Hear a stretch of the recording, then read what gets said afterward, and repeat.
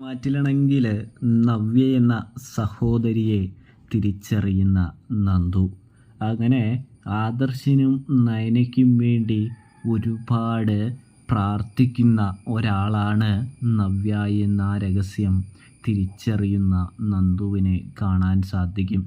അതായത് സത്യം തിരിച്ചറിഞ്ഞു എന്ന് മനസ്സിലാക്കുന്ന നന്ദു, ചന്തുമോള് അഭിയുടെ കുഞ്ഞാണെന്നുള്ള ആ കാര്യം നവ്യ തിരിച്ചറിഞ്ഞു എന്ന് മനസ്സിലാക്കുന്ന നന്ദു ആണെങ്കിൽ നവ്യയെ കാണാനായിട്ട് ചെല്ലുന്നു.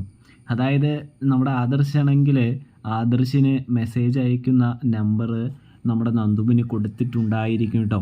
ഇതേ സമയം നന്ദു ആണെങ്കിൽ ആ നമ്പർ വെച്ച് അന്വേഷണം തുടരുമ്പോൾ നന്ദുവിന് പിടികിട്ടുന്നത് അത് നവ്യയുടെ കൂട്ടുകാരിയാണ് എന്നാണ്.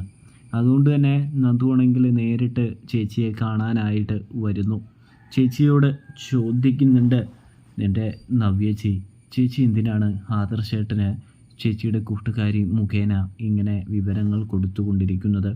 എന്താണ് ചേച്ചിയുടെ ഉദ്ദേശം എന്ന് ചോദിക്കുന്നു. അപ്പോഴേക്കും നവ്യയാണെങ്കിൽ മാറി നിന്ന് സംസാരിക്കാനായിട്ടൊരുങ്ങുന്നു.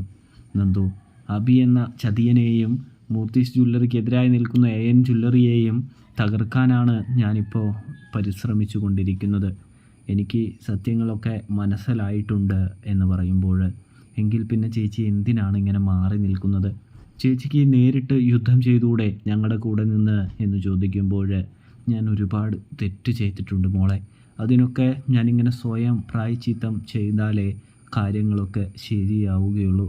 സ്വയം ഞാൻ അതിനെല്ലാവരോടും മാപ്പ് ചോദിച്ചു കൊണ്ടിരിക്കുകയാണ് എന്നെ ശിക്ഷിച്ച് എന്ന് പറയുമ്പോൾ, ചേച്ചി എനിക്ക് ചേച്ചിയോട് യാതൊരു വിദ്വേഷവുമില്ല, അതുപോലെ തന്നെ ആദർശേട്ടനും നയനേച്ചിക്കും ഇന്ന് നന്ദു